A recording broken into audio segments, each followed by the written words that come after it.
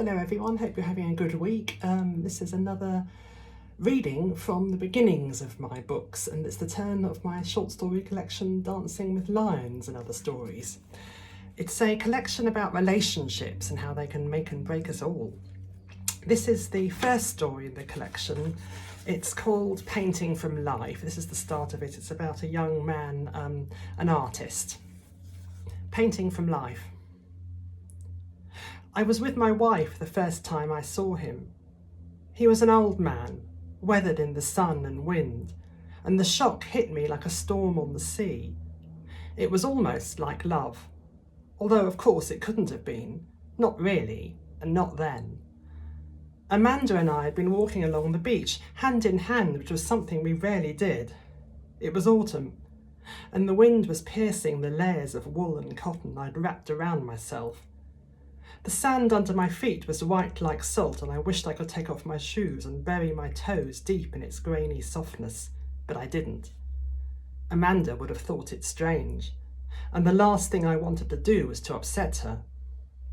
Although neither of us acknowledged it at the time, we were on a mission to save our marriage. We'd been together for 5 years. 3 of those as man and wife, but somewhere along the way, in the middle of the struggle to make a living and the complications which arise from being with someone else, we'd lost the importance of it all. I'd imagined a weekend away and time shared together in the town which Amanda had loved as a child would put us back on the road to intimacy. Her eyes had sparkled when I told her my plan. "What about your work?" she'd asked. "Forget it. You're the most important thing," I'd said, my lips nuzzling her neck at the curve of her shoulder, breathing in the scent of apples and heather from her skin. It was true, at the time. That afternoon on the beach, I laughed at something Amanda had said, throwing my head back and letting the sound of my laughter mingle with the rhythm of the grey-blue waves caressing the shore. At the corner of my eye, something moved, and I turned to see what it was. A few yards away from us, on the edge of the sand, an old man was sitting on a bench gazing towards the sea. The sounds we were making must have caused him to jump, and the movement startled me. Now his eyes were meeting mine, causing a jolt of recognition, even understanding in my heart.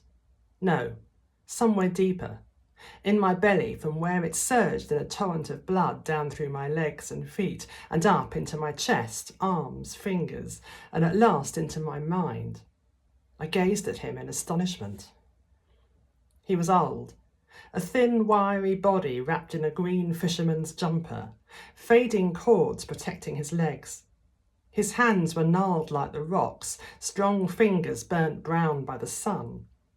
But it was his face which captured me, even at this distance, and never really let me go.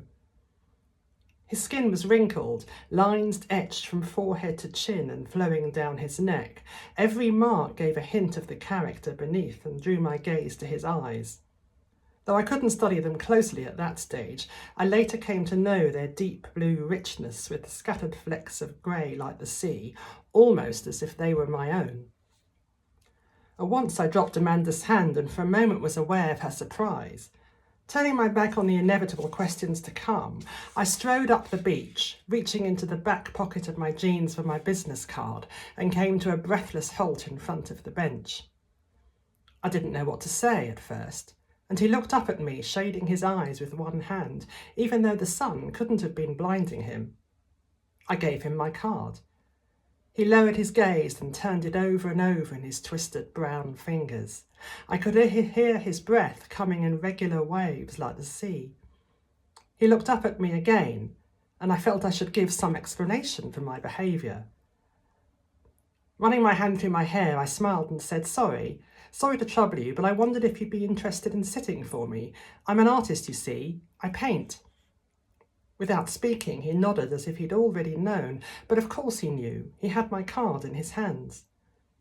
Behind me, I could hear the faint swish of Amanda's feet on the sand and could feel her impatience waiting to fall on my shoulders. "Please," I urged him, desperate to finish the conversation before my wife overheard it. "Please, where can I find you again?"